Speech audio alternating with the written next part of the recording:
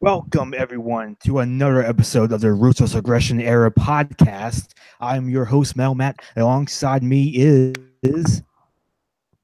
Hello, my name is Mr. Doctor Senju. It's 10:47 in the morning in the good old country of Japan, and I just woke up and I have a good cup of coffee. Well, technically speaking, I just woke up about an hour ago. So there's that. So Nice, hello, nice. Mr. Metal Matt. How are you doing today, good sir? I'm doing pretty good. Been watching a bit of Raw as well. Have But you not been doing much of it.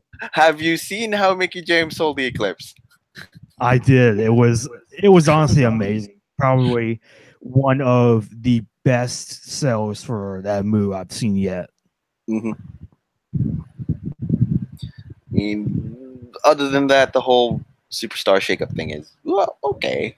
I mean, the only thing that I got first of all was Jinder Mahal comes to Raw, immediately loses his U.S. title to Jeff Hardy, which is a surprise I in an impromptu match. love that. An impromptu Oh, match. Dolph Ziggler showed up to Raw. Oh, awesome, Wow. awesome.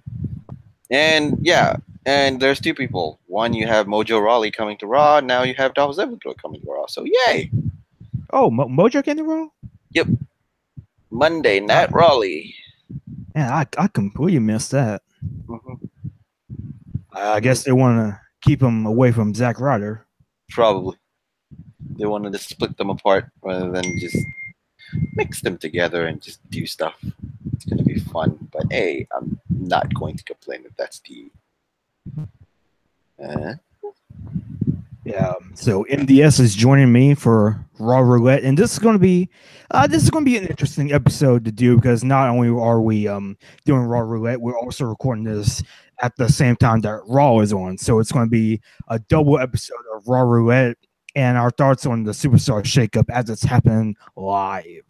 yeah, because basically that's exactly what is going on along with the whole topic about Raw Roulette. So basically, this show is going to be a jump from the Superstar Shakeup to Raw Roulette, and back to Superstar Shakeup, and then back to Raw Roulette. So if you guys are going to be ping ponged, let's be ping pong together. We already seen a lot of crazy stuff. U.S. title, we have U.S. title loss, and about a week after Jinder Mahal won it, Mickey James sold the Eclipse like The Rock sold Stone Cold Steve Austin's Stunner, flopping away like a fish.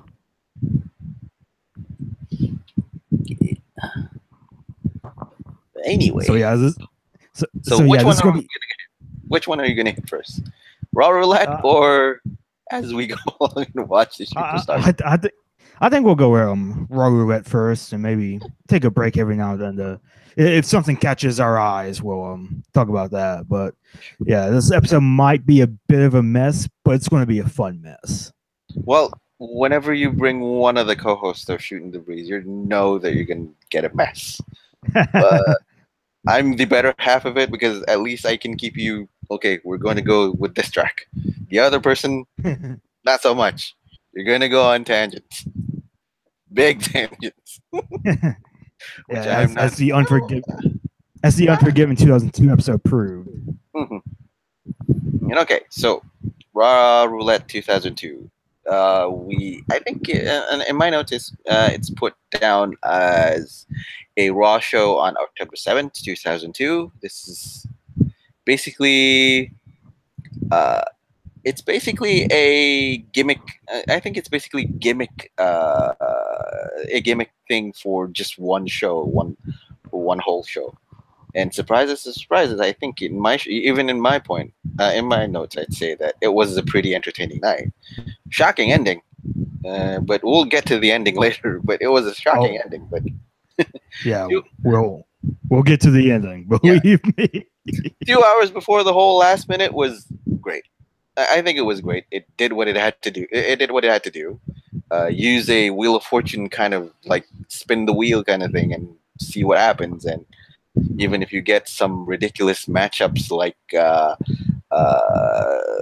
not gonna spoil one of them, but like Legal in Nevada kind of thing, yeah, we're gonna go with it. So yeah. And Drew So McIntyre there showed up on Raw. oh wait. Oh okay. Oh yeah. Okay. Okay. Now I think I know why. I think I know why. Because SmackDown already has their what reintroduction of people, introduction of people coming to from NXT to Mhm. the main roster. So probably this is the equivalent of the Iconics coming to SmackDown. So yeah, okay, Yeah. okay, okay. The Icons were better though, but not to go on a tangent about Of course you're gonna that. go. Of course you're gonna say that. Of course you're gonna say that. Well, But yeah, but yep. Okay, here's the thing. Yes, Drew McIntyre, Heath Slater, and Jinder Mahal on the same show. Prophecy is complete. oh The yeah, that's prophecy is right. They are. complete. I did not even Get realize ready. Get ready to chant 3-man band. that. Get ready to chant 3MB. Just get ready to chant it out loud. But anyway, so uh, I don't know whether your notes has this, but on my notes I already kept because before this, before the whole Raw Roulette thing, uh, they had put on one dark match and a few heat tapings, which if you guys are, I don't know whether possibly the listeners did go there live because a local radio there in Las Vegas, Nevada did a spinner Rooney contest and the three contestants were booed out of the ring. That's one of the notes. And there's a local wrestler, two local wrestlers, solo defeating Horseshoe. So that those two are in the dark matches. So there's that. And then for the heat tapings, you have Molly Holly insulting the women in audience. Well, I think that was a plant. I think if I remember, because the women who got insulted jumps the rail and attacks Molly Holly. So there's that. Uh, in the same heat tapings, Mark Jindrak defeated Justin Credible. Raven did a promo saying that he's tired of being held back and he'll be more aggressive in the future, and ended off with Lance Storm defeating Johnny Stamboli. Oh, I didn't know that Johnny Stamboli was still there. So yeah, Yeah. Was that Raven promo the start of his Seven Deadly Sins angle? yeah, it was. Oh, nice. Because it was. I think this was when he was a little bit of a babyface and he's being held back, and he thought that he was being held back. So this was his twist to a more aggressive character turn. So there's that. Not really. Yeah. That's not really that surprising, but Yeah, because he got banished to Heat the night after Vengeance. He and Tommy Dreamer faced off in a match, and or was it King of the Ring? It was like the night after a pay-per-view. You know what? Yeah, it was the night after King of the Ring. Now I think about it. Raven and Tommy Dreamer faced off in a loser reads Raw match. Raven ends up losing the match, and I think he gets jumped by one of the Hardys. I think Matt Hardy. I think it was. So he got banished to Heat, and he started doing this whole Seven Deadly Sins angle. And the first part of it was him talking to somebody and catering, and he puts his foot in like a sandwich or something, and he makes the person eat it off his foot. Okay. Put that episode on Heat, WWE Network, please.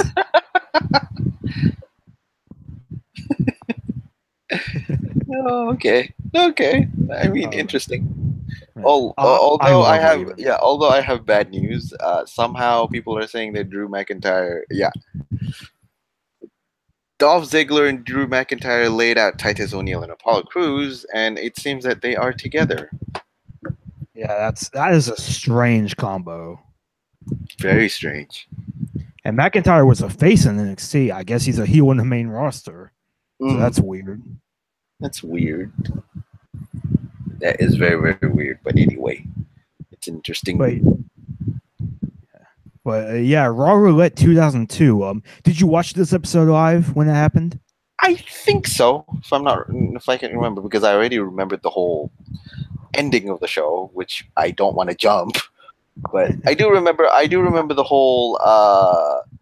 I do remember the whole Las Vegas showgirl match. So there's that. That's a fucking mess in and all of itself. But hey. Okay, let's go one on one. I mean, okay, first off, we have the Raw kickoff standard. Is the snazzy Las Vegas Raw Roulette video package and Eric Bischoff introducing everybody to Raw Roulette, and further explains that every match will have a stipulation determined by the roulette wheel. So the first thing that came up from the roulette wheel is a steel cage match, and you have Booker T versus Big Show on it. Yeah, the whole Raw Roulette concept is quite interesting to say the least. I mean, it's basically a take on the spin the wheel, make the deal concept. The only thing this episode was missing was Jake Roberts and Sting in a bar somewhere. Somehow, but anyway, I mean, the whole real life situation of Jake Roberts at that time notwithstanding, and Sting still doing his gimmick thing in Impact, I think, in this point in time, or is just outside of Impact, I think. I don't think he was wrestling at this particular point in time. I think about a month later he joined World Wrestling All Stars. Uh-huh. For anybody that remembers that company or promotion. Yeah, but the match for Steel Cage match was, to me, I think it was entertaining. It was a nice match. It was a nice match to start the show off. If you remember if you remember back then, it was clear that Big Show was on his way off from Raw, so he's going to go. He's going to go to, I think it was SmackDown back then, on this time. So he needs to put over a few talents, and Booker T was. Booker T was the clear talent to be put over by Big Show. He did at this point. Booker did lose the title. He did lost to Triple H back then in a world title match. Few months. He's going to be in a world title match just a few months later at WrestleMania, which he rightfully lost to Triple H. But the whole message of the steel cage match was clear. Booker is a great talent. Booker T was an excellent talent. So getting Big Show to put him over was in the steel cage match was okay. The whole match was not that great, but it was solid. Big Show did every single thing that you thought Big Show did. Big Show would do in a steel cage, punish his opponent, and he did.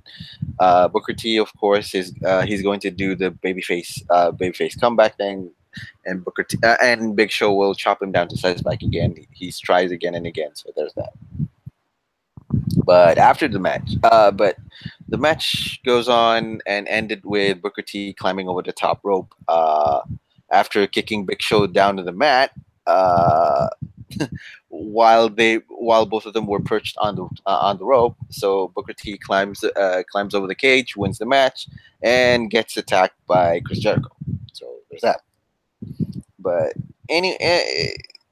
but it was a fun match. It was a fun match. Solid, not spectacular, but you definitely know that if you definitely see when you watch the match that Booker T was going to be pushed. So there was that. Yeah, I mean, the match was it was okay. They actually faced off at Vengeance a few months prior to this, and this was better than their Vengeance match because their Vengeance match I thought was the worst match on the card. And I think Ambrose, Alley, and Mox will agree with me on that. But this match was okay. I think Booker had some pretty cool spots doing scissors kicks from the top rope, and like when Big Show is hanging off of the ropes in the steel cage. And the thing with Big Show is like he is in such a weird spot here because, like you said, MDS, he is moving to SmackDown not long after this, so he's kind of in this weird place. Yes.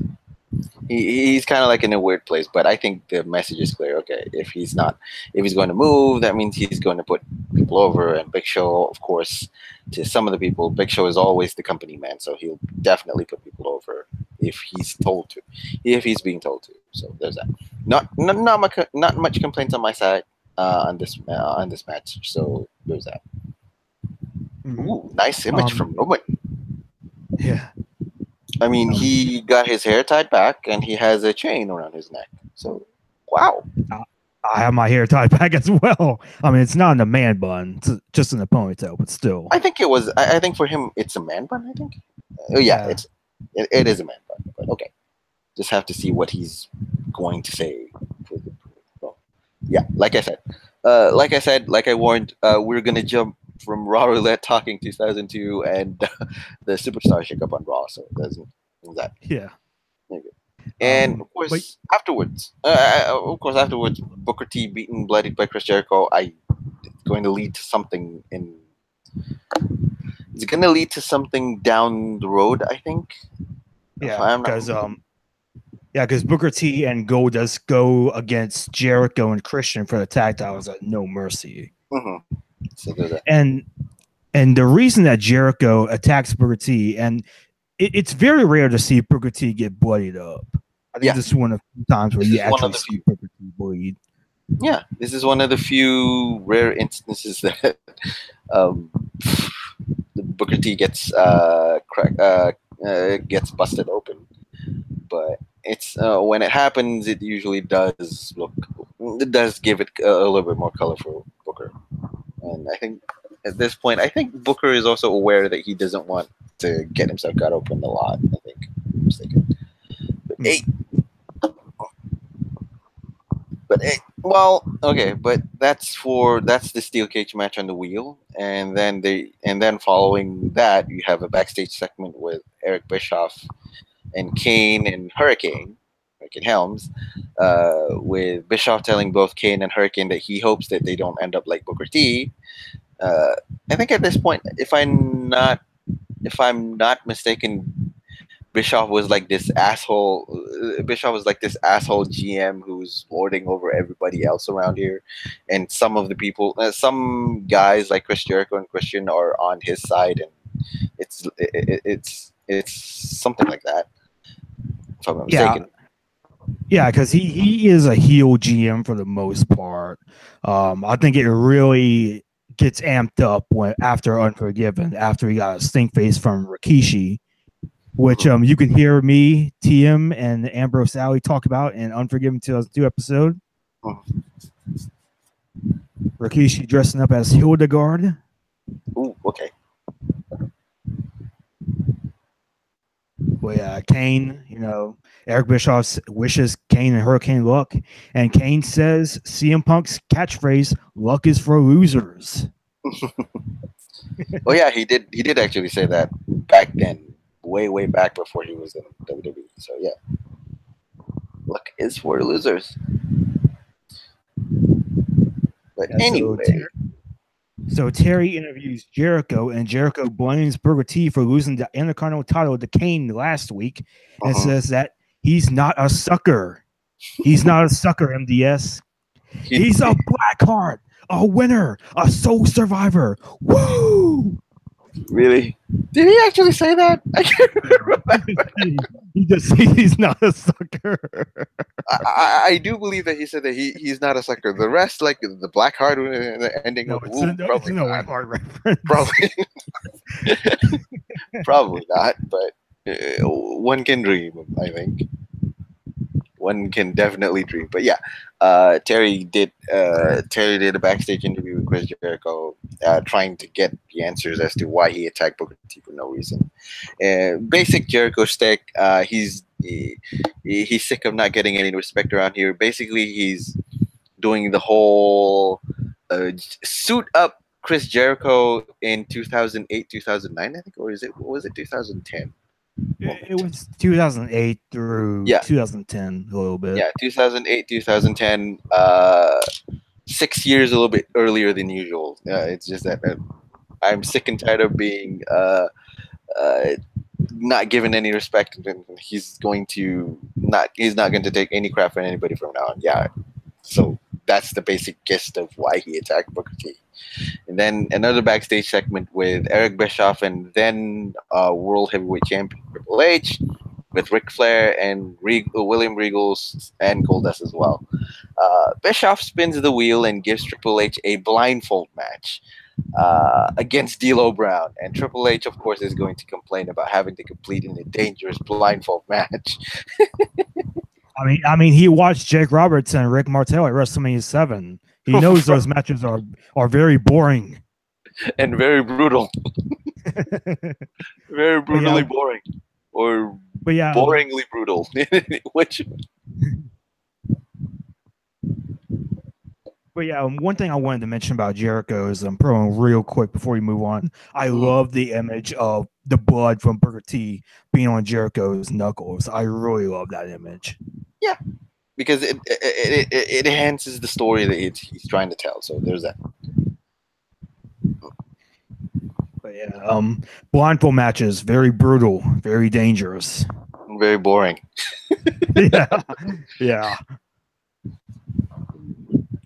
Lashley's going to compete tonight. oh, see, Angry Roman isn't just over. He's the hottest property in WWE. They don't use that enough.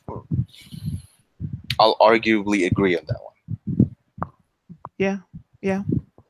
Angry Roman, not regular Roman. Angry Roman. So, yeah, a lot of things. Sure. And anyway, Triple H defeated faced D'Lo Brown in a blindfold match. I just spoiled the whole thing.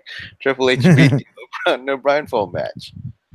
I mean, I remember the match being a little bit too comedic for the world champion, but yeah. again, I'll argue another point on the side of the coin that there's always a time and place for comedic wrestling. At least in this part, positive note on it. It was short. It was fun. Uh, and the only sad thing is that that was it for Triple H's wrestling night. The blindfold match. That's it. I mean, it's not it for him in general tonight, but it is the end of his wrestling Yeah, night. yeah. It's the end of his wrestling night. He doesn't have to put on his spandex pants and wrestle. I mean, he won with Ric Flair's help because he distracted the referee, so Triple H can take off his blindfold and pedigree the Yellow Brown for the win. I loved that finish. That is awesome. It's typical. It's typical Triple H Ric Flair combination where Ric Flair will actually interfere and Triple H takes advantage of the interference. So yeah, typical heelish thing. Go ahead. Yeah, and I love the way Ric Flair interferes because it's not enough to just get on the apron and distract the referee. He has to go the extra mile, actually get into the ring and get in Roy Avenue face. I love Yeah, that. I think that's how Ric Flair usually interferes. I mean, Yeah. whenever he tries to get in do an interference, he always gets in your face because he wants the referee to focus solely on him, not really turning around. No, you're gonna face me. No, don't ignore the fact that Triple H just pulled his blindfold off just a tad bit so that he can see where D'Lo Brown is and give a pedigree, but it's a typical heelish thing to do. And Triple H back then was a heel champion. His reign of terror was apparent, so there's that. Yeah. That Yeah. was it. It was quick. It And was fast. Quick. Yeah, sure. yeah, it was quick and painless. And I honestly forgot that D'Lo Brown was still in the company at this point. Me too. I mean, I didn't recall that D'Lo Brown was still under contract with WWE at this point. But Yeah, because I knew that he was doing commentary on Heat around King of the Ring. I didn't know that he was around by like October. Mhm. And one thing I want to mention before we move on, before this match, we actually did see a Batista vignette. Maybe some a bit of foreshadowing before a Triple H and Ric Flair match. a little bit, I think. I think it was a little bit of foreshadowing. Yeah. Although I think it's just more or less introducing Batista rather than obviously saying that okay, we're introducing Batista to make him join us in a sense. Yeah. Yeah, because Batista was on SmackDown Yep. prior to this, and he was Deacon Batista to Reverend Devon. Uh-huh.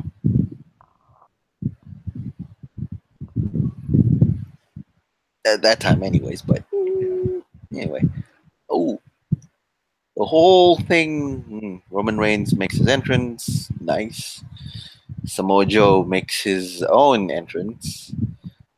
Absolution are still using Paige's entrance music. Mm, which is not bad in a sense, I think. Just to show respect, I think, for her. But Maybe. It is kind of weird. yeah, it's kind of weird. And I think it's due time for them to get theme songs. But give it time, I think. Give it time. I'm trying to remember if they have theme songs, honestly. I think Sonya does. Remember, I don't know yeah, about I Mandy. do remember Sonya does. Mandy, not so much. Yeah. So back to Raw Roulette. Mm-hmm. So backstage, Eric Bischoff tells Christian, Bubba Ray Dudley, and Jeff Hardy that they will all be competing in TLC 4 tonight, despite Christian's refusal, and says that they are allowed to pick their own partners. And Jeff Hardy does get the loudest pop out of all of these three. And I do like that Christian outright says that he doesn't want to compete. I also like that Bubba Ray Dudley and Jeff Hardy, they're not exactly like they're not quite as close-minded as Christian, but you can kind of tell that they don't really want to do this. Yeah, I mean, it's ridiculous. I think in their eyes they're saying, and this is ridiculous. Why don't we just do something normal rather than just this? So there's that. And I think it also go on. And just to take a note, because all three of them actually, well, one of them loudly says that I don't want to do this. The other two is reluctantly saying that no, I don't want to do this. But then Bischoff says they will or they will be fired. Of course, hawking the whole evil heel GM for that matter. But at that point, it was a different time, a different place for anything. So for that. Mm-hmm. But I also think that it kind of puts over the fact that TLC is like this devastating match, because this was back in the time where TLCs were pretty rare, because I think this is the last time that the TLC match is used for a bit. It doesn't get used again till 2006 for Edge and Ric Flair on Raw. So this is the last time that we see it for a while. Yep. It is. I mean, yeah, sure. Going forward to that, they can pick they say that they can pick their own partners, and suddenly Goldust jumps in and yells "Viva Las Vegas, Eric!" And it continues on with the next match, which is a Las Vegas Showgirl match with Goldust and William Regal. And I remember the whole thing of this because it was so funny, and it was more fun for the night. Looking back at it, it did his job. Even though you'd argue that Regal was an immense talent, and he doesn't really need to be put in the spot. But I think Regal was a nice talent enough in the ring, in the mid card, and he's more than fine doing comedic spots like this. And at this time, Goldust was still the comedy figure rather than the serious wrestler that back in the 90s, back in the 80s that we remember. Mm-hmm. Because both have pedigree. Dustin Rhodes and William Regal, two of the best mid-card mat technicians in the ring. Both guys can go, but they also have a great sense of humor at the same time. But anyway, Regal was forced onto the stage by security, which, if you remember, he was forced into the ring by security with showgirl music, wearing a flamingo showgirl uniform, which was ridiculous in and all of itself. And it looks odd on William Regal, even though Goldust looks phenomenal in the dress. Yeah.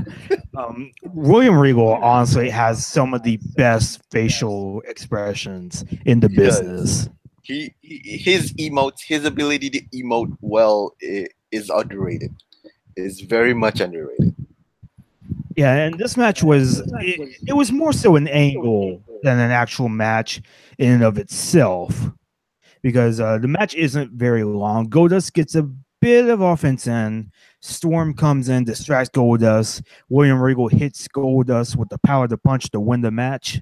Yeah, because he distracted him long enough for Regal to pull out the brass knucks and do the power punch. So he got the win. I mean, yeah, it is worth noting that the Un-Americans are not together anymore. this Nope, nope. point. They Regal broke and up. Storm are still together. Yeah, Regal and Storm are still together, but these two are always going to be together, whatever the cost. So it was funny. It was funny. Yeah, that's it. And I So, do like I do go like Regal, like when he's going up the ramp with Storm. I think he asked Storm if his mascara is running. ahead. He's going to do that. Of course, he's going to do that. How to say, it is something that you expect to happen. So there's that. So of course, with that being said, the funny match over. We go to a backstage interview again where Terry meets Christian, asking who Christian is Victor's partner. Uh, Christian says that he won't really pick any of the un-Americans because he wants to win. Uh, and also added that he only ever lost one TLC match, and that was to Chris Jericho. And enters, and he says that he and Chris Benoit won the best TLC match, and of course he offers himself to be Christian's tag team partner, and yeah, he accepts. Another backstage segment with Eric Bischoff, Trish Stratus, and Stacy Kleebler. With Stacy Kleebler. Uh, do we even need to say about this one? Because back then, women wrestlers aren't really treated as women wrestlers; they're treated as byproducts or just sideshow carousels, for that matter. Because Yeah, the whole backstage segment is Bischoff makes a paddle on a pole bra and panties match for the women's title. Bischoff cheated on the wheel, if you notice. yeah. So, It did seem like Trish was legit not happy to do this.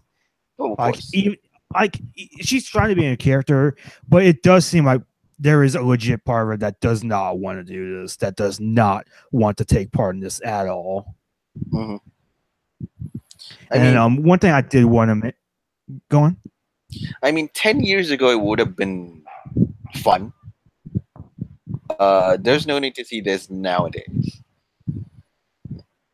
in my opinion. Anyways, back then it would have been like you would have said, yes, this is a typical bathroom break, or some people are saying this is going to be Mhm. eye candy for the wrestling business. Sure. Back then it would be And fun. yeah, and at the time it was, I'm not saying it makes it right, but that's just the way it was back then. Mhm. I mean, uh, I think the mindset back then and the mindset now, was different. And looking back at it, I'm thankful. I'm actually quite grateful and quite thankful that we're not being subjected to things like this again.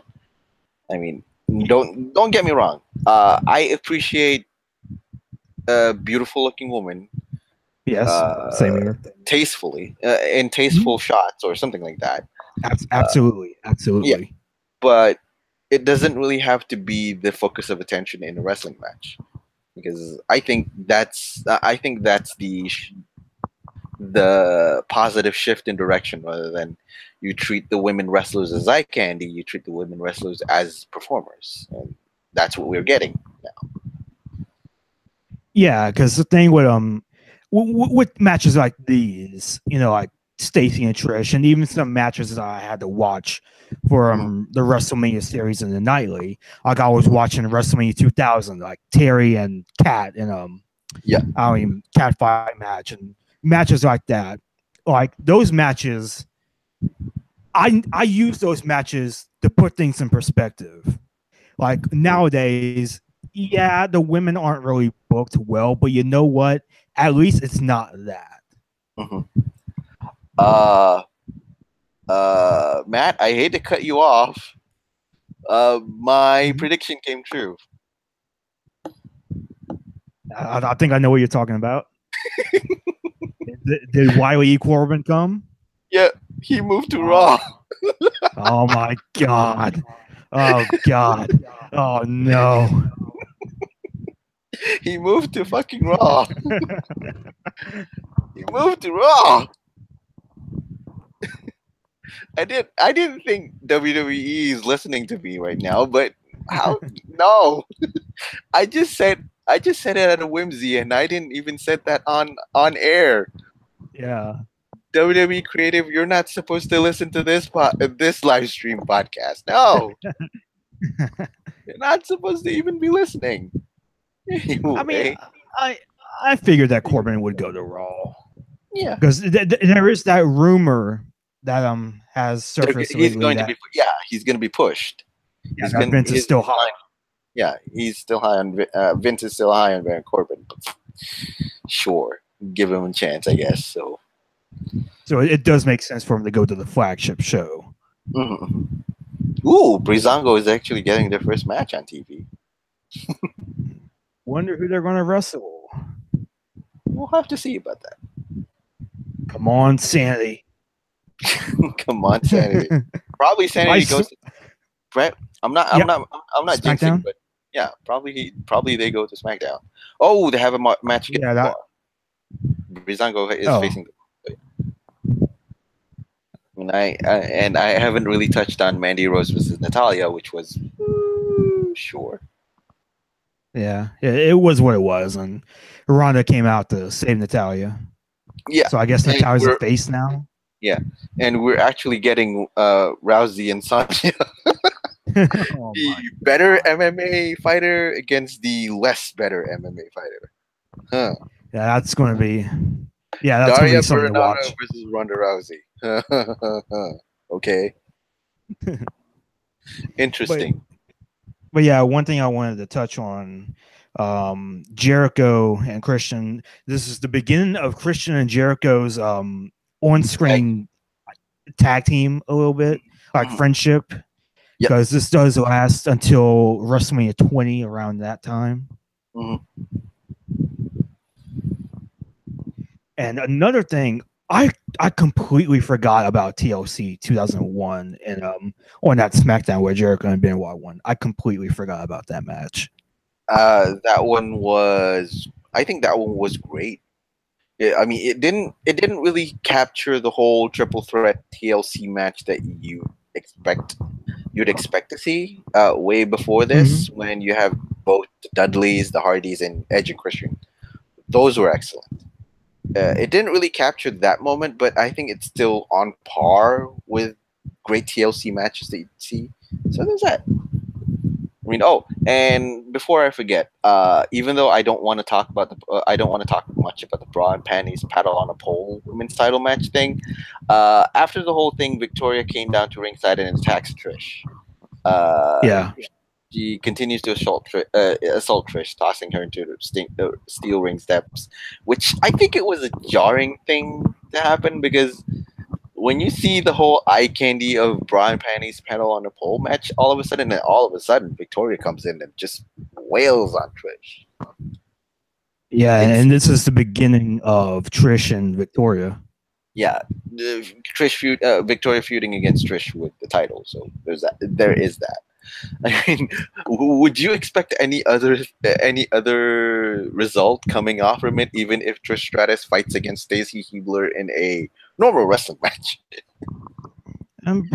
Probably not, because I think like the previous week it did start, because I think that was the week that Victoria just clocked Trish in the head with a chair, I think. So yeah, Trish wins. So yeah, Trish wins the match. That's all we're going to say about that. Yeah. Agree. Oh my God, I have to say something about this. Go ahead.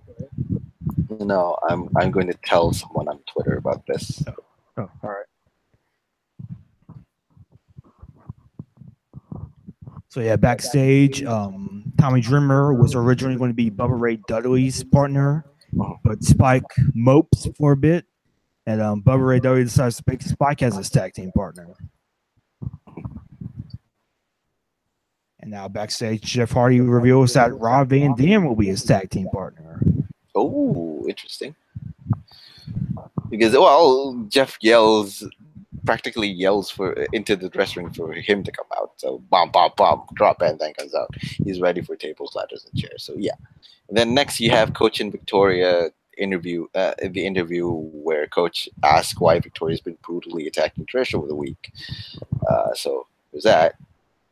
The answer basically is that Victoria is doing it to expose Trish, who she really is, claiming that Trish has a past history of hurting people because Trish hurt Victoria. So it leads up to, I think it leads up, it culminates up to several weeks later. I think in another big pay per view.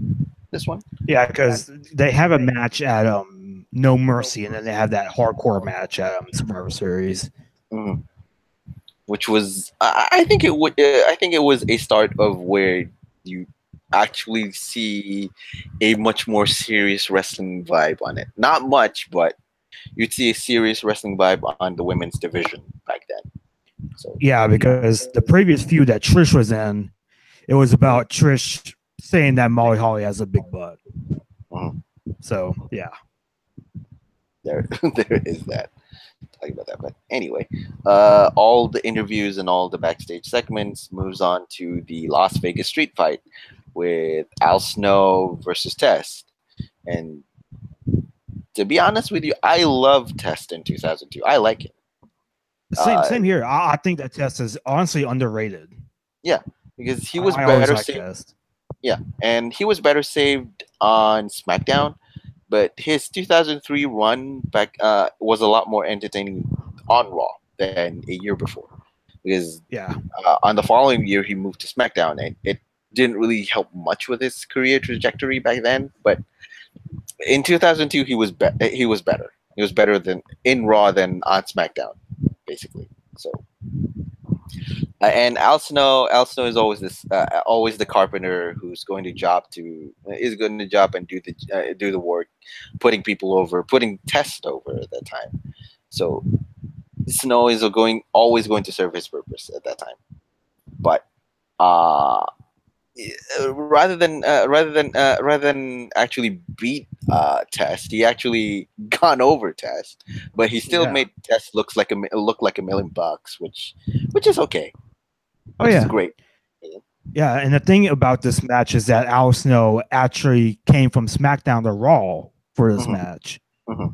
And ironically enough, Test was fighting in Raw and then finds himself going to SmackDown a year later, I think. Yeah, a year later.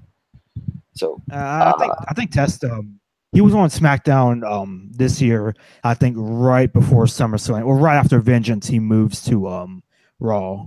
Mm-hmm. So basically, go ahead. And in 2006, he goes to ECW. Mm-hmm. I mean, but if some of you guys won't know what a Las Vegas Street Fight match is, it's basically just your typical hardcore match labeled with a Las Vegas Street Fight. Just because they're in Las Vegas, Nevada, they're just going to put it like that. So,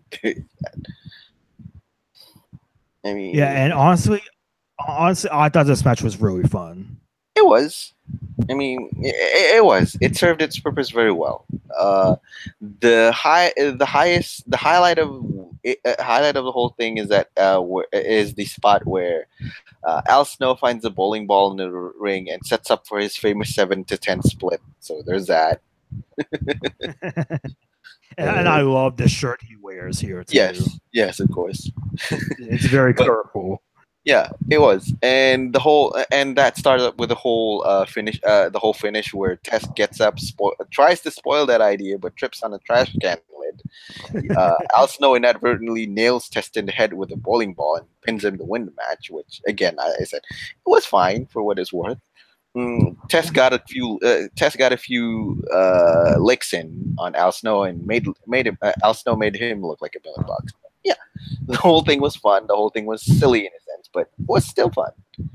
I mean, what do you expect from a spin the wheel game where everything is randomized? So there's that. Yep, Al Snow, the brand new owner of Ohio Valley West Wrestling. Yep, going over Test here. Oh yeah. That's true.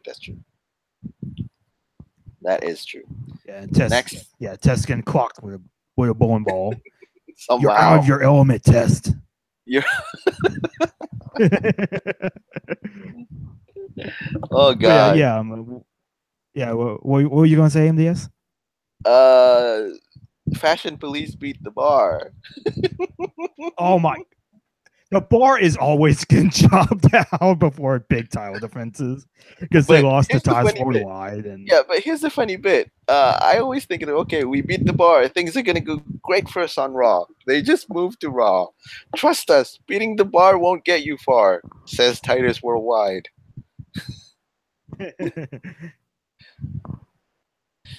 Oh my god. I mean, that is a surprise no one would see. But hey, okay.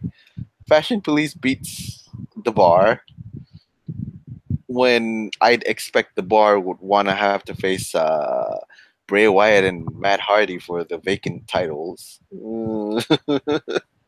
It's going to be a very weird show. It's going to be a very weird show. What if Fashion Police somehow says that, oh, we beat the bar and you guys beat Matt Hardy and Bray Wyatt beat the bar for the title. Now I think we can actually win the fight for the title.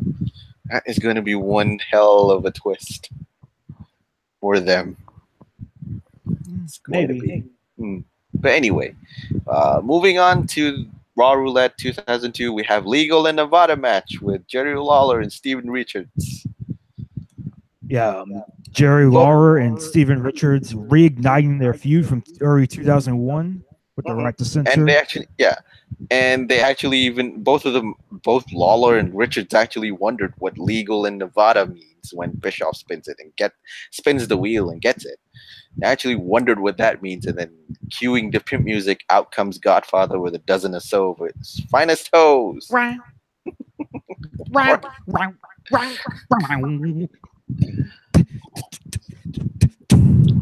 course you get it. I mean, again, it was fun many years ago. I don't, opinion-wise, I don't think it has no place in 2011's WWE or even 2017 or 18's WWE. I mean, yeah, it is one of those. Yeah, it's one of those Attitude Era gimmicks that maybe hasn't aged the best. Yeah, it hasn't. I mean, back then you'd say that, okay, this is edgy, it's in your face kind of shock value. So okay, a pimp with his hose. Okay, nowadays, oh, are you guys promoting prostitution or even child prostitution for that matter? Because it's legal in Nevada. Very, very iffy. But back then it was okay. It was okay. Long story short, Lawler wins the match, celebrates as if he won $1 billion, and wins an evening with the Godfather's finest hose. It went just as how you expected it, folks. Yeah, I mean, this match was it was fine. There wasn't much to this match. I think Steven Richards and Jerry Lawler are really good wrestlers, especially Lawler.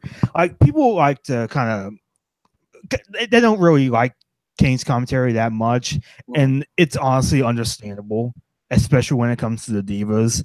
But I think, when you take that away, when you just look at Jerry Lawler as a wrestler, I think he's one of the best in the business. Of course, yeah. Ooh, I just got an idea from a friend. Please have Roman Reigns come out and give a PowerPoint presentation on why Samoa Joe is obsessed with him.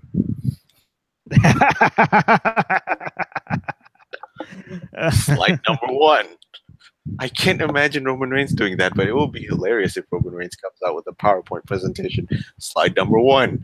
Samoa Joe thinks I'm an idiot.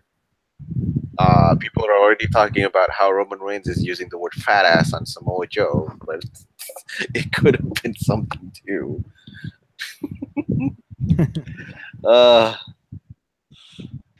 So we get a Randy Orton vignette, and I love this vignette, and you know why I love it? What? Because they show a fan sign that says Randy Orton, or they just say like Randy Orton, and it's ORTAN. Orton. Orton. Randy Orton. Like it's one thing if it's live, but they clearly put this vignette together. Yep. Like, you think they would be able to catch that. I mean, I think it's too late for them to actually catch it, even with the whole security coming down. But no, I think it's funny. Yeah. 2002 Randy Orton will be pissed off. That's not how you spell my name, you jackasses.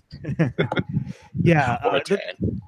yeah, the thing with Orton is it's pretty interesting the way that they're using it right now because he debuted right after SmackDown, Yep. right after WrestleMania on SmackDown. Didn't really get too far. Um, trying to think. Orton then ended up getting traded to Raw, and they put him over so hard here. Like when he goes to Raw, they put him over. Like JR comes in the ring, introduces him. Mhm. Jerry Lawler says this kid's got a lot of potential. Randy Orton is like, shaking hands with everybody ringside. They are doing their best to make this Randy Orton look like a star. Mhm. Which is surprising in and of itself, but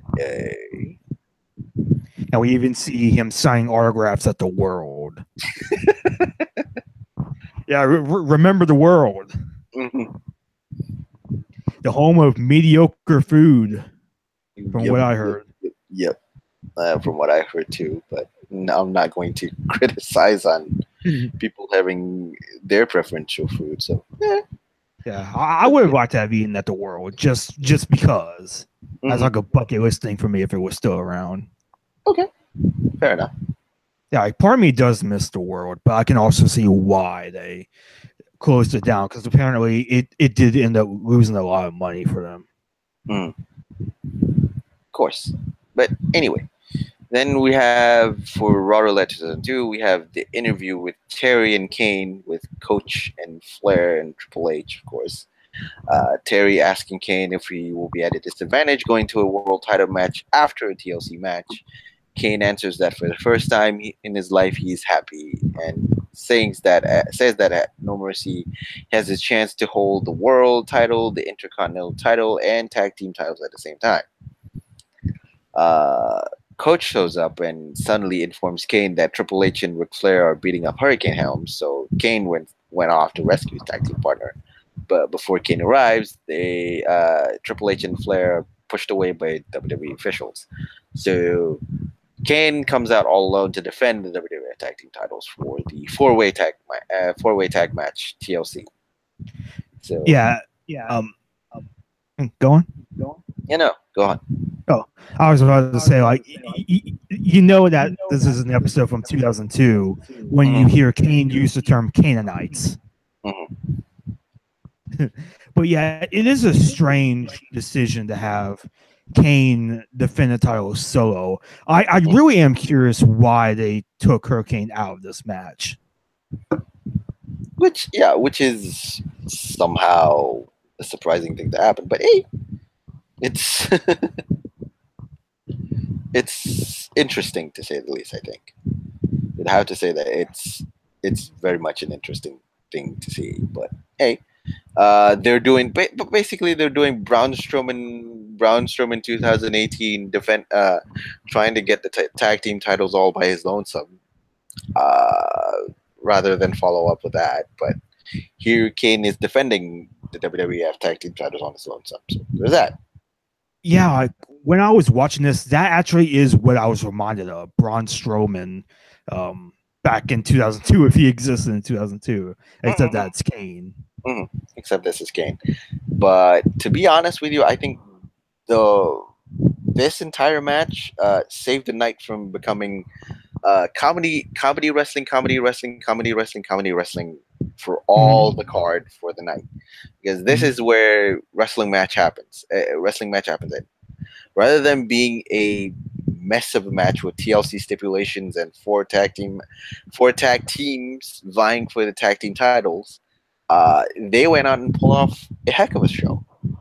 Uh, it did actually. The whole thing started off full on comedy the night, but it instantly took a serious turn when this match begins.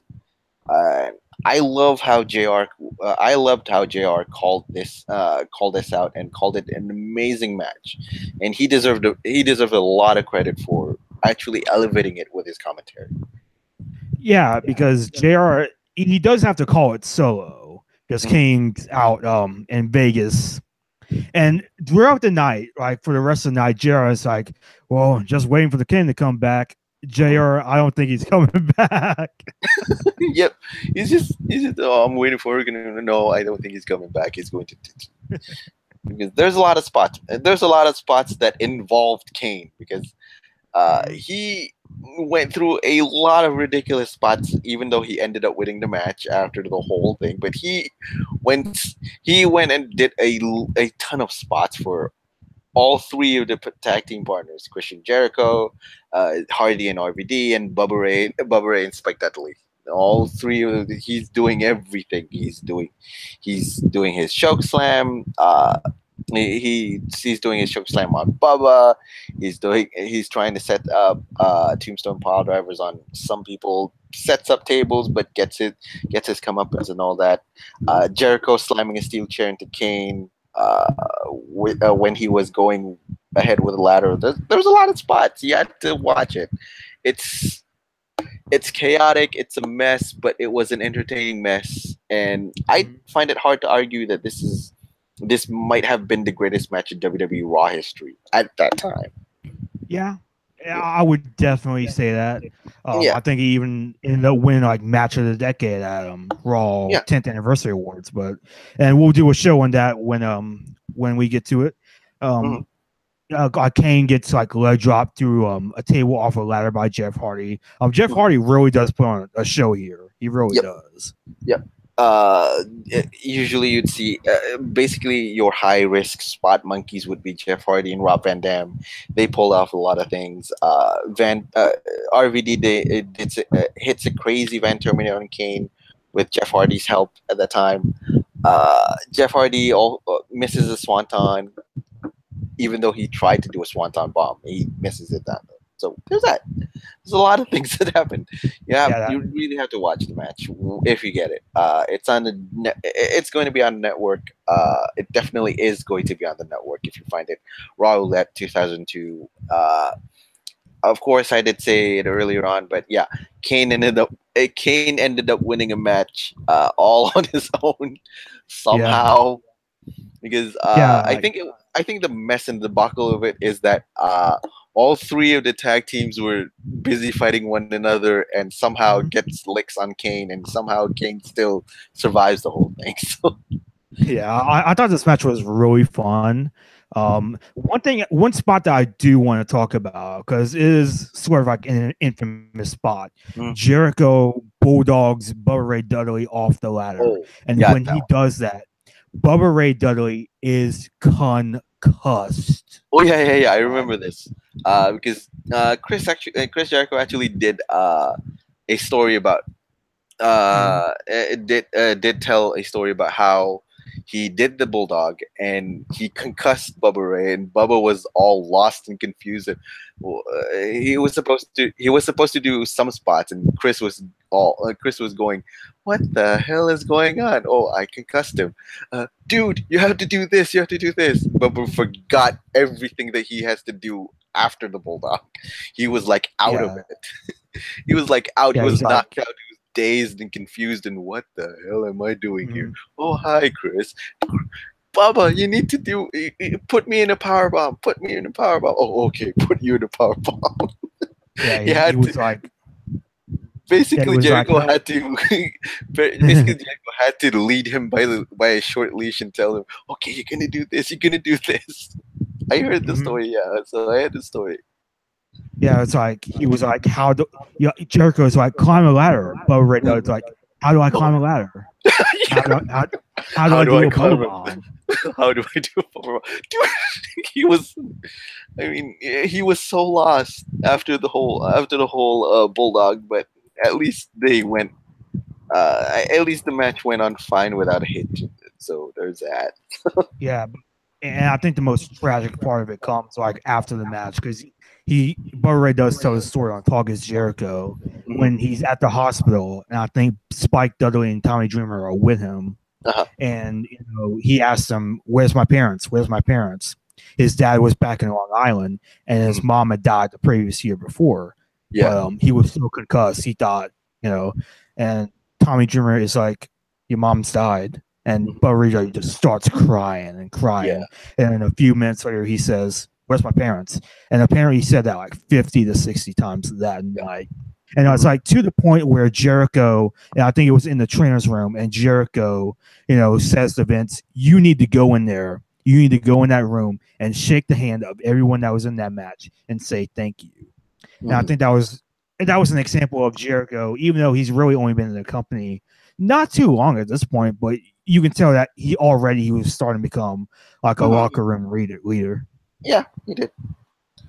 It feels like he knows what he's doing, of course. And of course, even though, like you said, he's just been there for about several months already, his experience before he came to WWE is still there as well.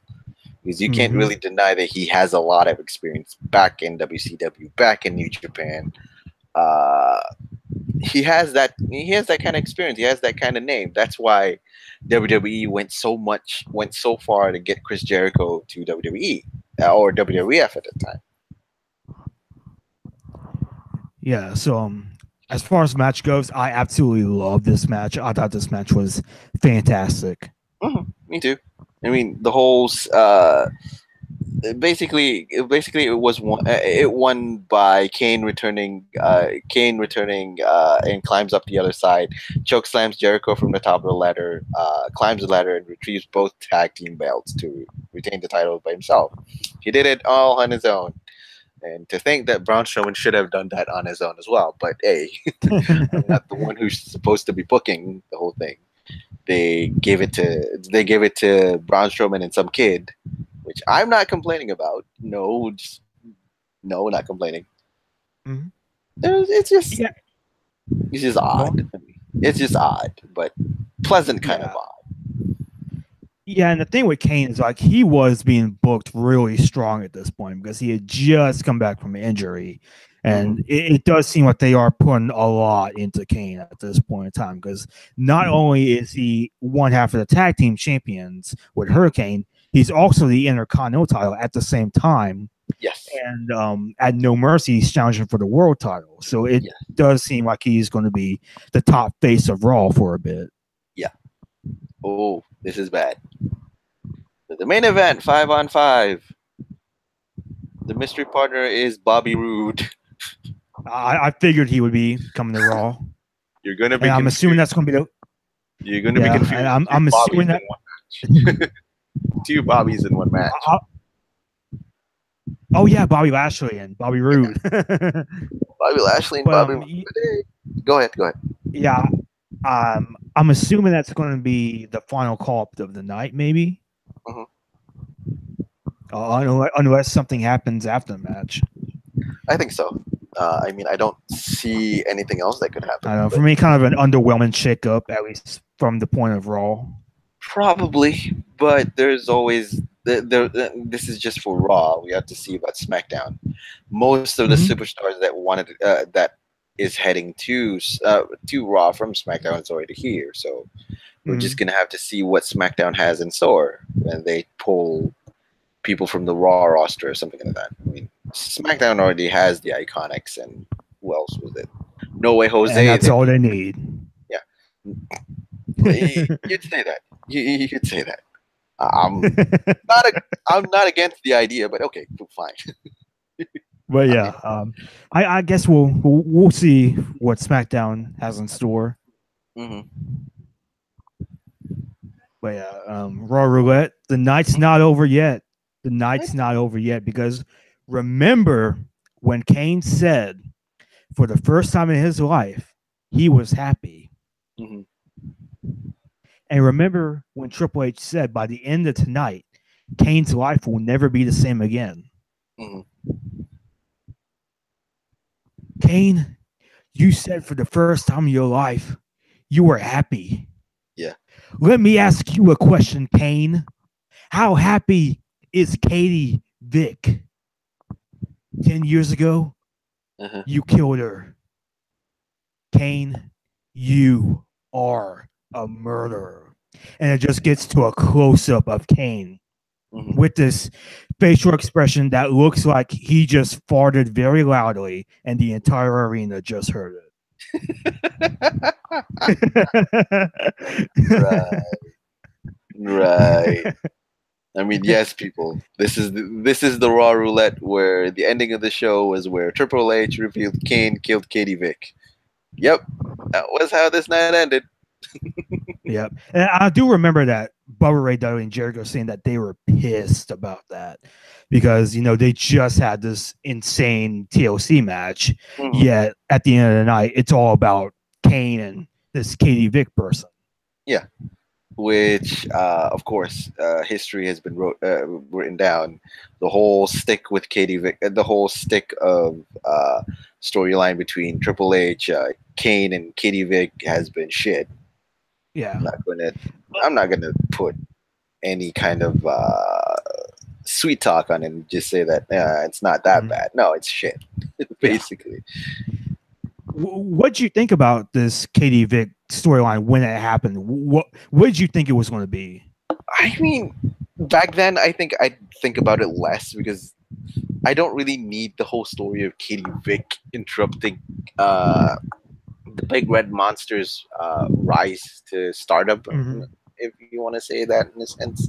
It's just that it doesn't have a place for WWF back then or WWE back then because it should have been better if Triple H wanted to do a how to say wanted to distract Kane in a sense. This wouldn't have been it. He could have done it a couple of other ways, but saying that Kane is a killer, and then when we find out a couple of weeks later that somehow uh, the story involves a little bit of necrophilia, it gets to a point where people say, "Oh, this is confusing. This is odd. This is gross in a way," and that. But it was back then, and I think if you give this story to the current creative in WWE, they're gonna give it a hard pass. They're definitely gonna give it a hard pass. Yeah. Ooh. Yeah, I mean, I don't know what was to be expected from the Katie Vick storyline at that time. Mhm. I don't really know. I think as it went on, I thought it was stupid, but it was awful. But at the time, I didn't really know what to expect. Mhm. So it ends on that, and Raw Roulette 2002 is over. What did you think about the show?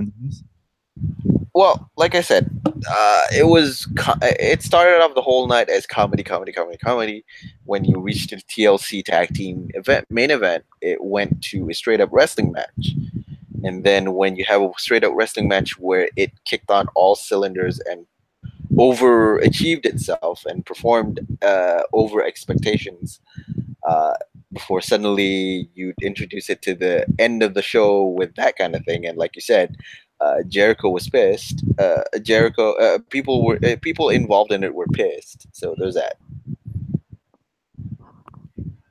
Yeah, I mean, I go on. it. Just a quick afterthought. It completely shows that back then, the whole reign of terror, in a sense, or the reign of Triple H with the world title, really overshadows everything else. Really. Yeah, I mean, I thought the show was it was entertaining for sure. There was never really a boring moment on this show.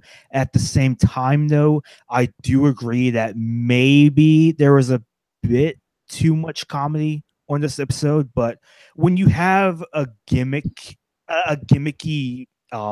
show like Raw Roulette, where you spin the wheel and you make all kinds of match types, you kind of know what to expect from a gimmick like that. Mm-hmm. I mean, I think back then it was still acceptable as it is, and back then the environment in WWE, WWF back then was vastly different. Yeah. People are competing for spots. People are actively competing for spots. So, and people are actively trying to be relevant in in a wrestling company where the environment is so competitive. So everything can be turned into a storyline situation. or where when you see it now, it's even less so because I think it's less competitive now than it is back then. So when it is less competitive, people in the company now gets a little bit complacent or a little bit relaxed. So I think that's what's going on now. And now when you have less competition, people are acceptable of being average storylines, average things, stories that do make sense, but on the long run, you just say that no, this is an average storyline. This is something that could have been good, but it fell flat. Comparing that to the whole Katie Vick thing, it's an in-your-face thing, and it's a risk which they took, but the risk didn't pay off. It blew back in their face quite spectacularly. So there's that as well. Yeah, it was definitely a different time. It was a different product back then. It was still TV 14, maybe not quite as edgy as the Attitude Era, but there were some things that they did better. There were some Mhm. things that they did worse. That's true. I mean, what's not? But again, overall, I enjoyed the whole thing. I mean, Same here. it was a night filled with comedy, good or bad. There was a lot of fun matches where wrestling comedy is concerned. Uh, Again, four-way TLC match was amazing. Doesn't really get the credit that it deserves because it did not have all the original tag teams, but doesn't really matter. All the people involved in it gave their all and entertained the fans back then. And of course, the whole ending about it is just because the awesome TLC match went straight into an afterthought when Triple H says the whole thing. It sets up the whole thing about Katie Vick. So poor choice of timing. You could have done it on the next week's Raw, maybe. Mhm. But yeah, nevertheless, it started off the insanely stupid storyline of Katie Vick. So there's Yeah. that. I'd give it a solid watch. You can watch it. It's a solid B in my opinion. I think it entertained in spades. If you like comedic wrestling, this is a show where comedic wrestling is at its peak. Most of them hits. Some you can give an easy pass, like the bra and panties on a pole match, and what was it? Legal in Nevada match. You can give both this a hard pass, or you can watch it if you want to see how different the landscape of wrestling is back then rather than it is now. So a lot of difference. I'm grateful for it. Yeah, I would definitely recommend the TLC match at least. And I know that WWE has uploaded it onto the YouTube channel, so you can definitely watch it there if you want. Hmm. So yeah, I think that's going to be all for this week's show. Yep, probably. There's a lot more things going on the Raw Superstar Shakeup. Of course, on my Twitter timeline, Kyle O'Reilly is complaining that uh, people are sharing some. People are sharing a very silly video clip where Kyle O'Reilly is doing Kyle O'Reilly shit. The air guitar with the title. The air guitar with the title, the the chair shot bouncing off from the rope onto his head again. Oh yeah. That thing. Because he's already saying that this video is so embarrassing. Please stop sharing it, guys. I mean, I mean, I know he's a heel, but he's acting like it. No, please, no, no.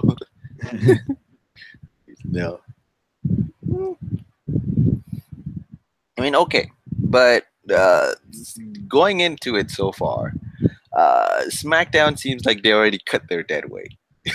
That's the funny bit. Yeah. They're already cutting off Jinder Mahal. They're already cutting off Braun Strowman. They already took away Dolph Ziggler. Unfortunately, at the expense of Drew McIntyre. somehow, uh, but they discarded everything off. So yeah, it's fun. But then again, yeah, So yeah, we just have to see. We just have to see what happens on SmackDown. yeah, should be an interesting night tomorrow. It should be, because there's a lot of stuff. There's a lot of stuff that has happened. So yeah, I think that's all for this week's episode, the Ruthless Aggression Era podcast. Next week is going to, actually this Friday is going to be a brand new episode because Adam Rice will be joining me to talk about Tough Enough 3. We are going to be covering every single episode in season 3. We're going to be seeing Hardcore Holly, Stiff Matt Capitelli. We're going to be seeing one of the cast members go insane. We get to see a rookie John Morrison, so it's going to be, it should be an interesting watch. It's probably one of the more interesting Tough Enough seasons that there has been. Before that, I just checked out the whole Superstar Shakeup roster. Ooh, goodness! Now Raw looks even bigger than SmackDown. Yeah. Raw's roster looks larger than SmackDown's roster, which is surprising. But because they did show. I can accept this. I can accept this actually. Yeah. Because they did show that graphic, I think, like before this main event, and my God, like SmackDown is just so tiny compared to Raw's gigantic roster. It's like you take the whole roster, give 2/3 of it to Raw and 1/3 of it to SmackDown, and yeah, you go. You have your brand split main roster. So yeah, I mean, yeah, okay. Again, pulling hairs. This is before SmackDown gets their turn on the Superstar Shakeup. So just have to see who they're gonna pull. I mean, there's a lot of names that you can pull. I mean, who knows? I might jinx it, touch wood, because considering that they already ditched their Deadwood and then somehow inexplicably SmackDown takes their Deadwood, Raw's Deadwood, into SmackDown. That's why I'm touching wood. Hopefully that won't happen. I mean, after so much slack that SmackDown had gone through the past year, I think a good Superstar Shakeup would definitely be in their books. Yeah. Anything else on the just paid tribute? Bobby Roode just paid tribute to what? Yeah, Bobby Roode just paid tribute to the great Buff Bagwell with the blockbuster. Of course. Of course. Anyone who does a blockbuster is actually giving Buff Bagwell the credit. You don't have to know, you don't have to be a rocket scientist to know that. Anyone who does the blockbuster, you are saluting Buff Bagwell. Buff, Daddy. Just no. Just no. Crowd is actively wanting Strowman. That's a plus. Wants Strowman, Finn,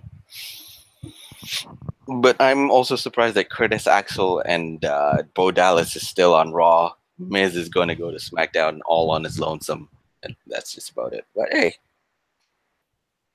yeah, I am a bit surprised by that, and I do feel like they might be a bit lost without Miz. True, but hey, that means new waters for Bo Dallas. Last chance salon for Curtis Axel. This is he is basically the he's basically the curious case where the genes of your excellent father doesn't really fall into your soup. So there's that. Anyway, any other things on the card that we need to talk about before we wrap up? I mean, yeah, I don't think so. I think we've covered everything. Yep. Okay. So aside from us talking a lot about what Superstar Shakeup and the 5-on-5 tag match, I know that. So I think this is pretty much it. Is there anything you want to plug a bit before you leave, MDS? Oh, do I get? Okay, that means I get to do my plugs. Sure. Uh, you can. Okay. You could. I have never done this before in my life. Usually, I'm the one who does the plug. Usually, I'm the one who does. Okay, you guys do the plugins first before I have to do all my plugins. So there's that. Anyway, you can catch me on Twitter at Mr. Doctor Senju at MRDR Senju, rather than the whole long form thing, because some bitch did actually take Mr. Doctor Senju on the long form. That bastard. Seriously, please give me that one. But anyway, you can catch me on Twitter. You can also catch me on Shootin da Breeze, which is live every Saturday on the YouTubes. You can catch it after recording on both SoundCloud and iTunes. You can catch them all live. You can catch us live doing the podcast on 11 a.m. Central, 10 a.m. Eastern. I'm not mistaken. When I'm doing badly in my own show. But anyways, just catch us on a Saturday, and usually would plug it in a lot. You can also catch my partner Takers Minion on on Twitter at Takers_Minion. Both of us are working on some big projects close to the summer, so please catch it up. So there's that. Anyway, sit me. Those are my plugs. And you can follow me on Twitter at MetalMat15. I'm currently in the process of creating a Twitter for this podcast, or this Russian Era podcast. So expect that to be doing pretty soon. You can catch me on Cage Side Seats. You can catch me on the daily and the nightly. And I will be doing another nightly series because everybody has voted that I will be doing the NXT takeovers for the nightly intros, and I'll be starting next Sunday. I'm kind of shocked that people didn't pick WCW 2000. Oh, I'm equally shocked that actually Mr. Raj are breaking my heart. No, seriously, they turned against the Miz. They actually turned against the Miz, man. They're breaking my heart. Yeah. I mean, it's not like they're going to face any repercussions because Miz is going to SmackDown unless they somehow get drafted tomorrow. Yeah, unless if they somehow get drafted tomorrow, they're gonna get hell to pay. Part of me now kind of wants to see that, just to see what would happen. Yeah, now we're gonna just tune in to to this week's SmackDown just to see what's gonna happen. Oh God. Okay. But yeah, you can catch me on K-Side Seats for the daily and nightly. And that's pretty much it. Do you have anything else you want to say, MDS? Nope. Nothing comes up now, I think. Yeah. Because the whole ridiculousness of 5 versus 5 is getting to me now. The Miz getting turned. And Raw has just been done now. Raw is over now. It's now American Ninja Warrior. Yep. Okay, it's finished.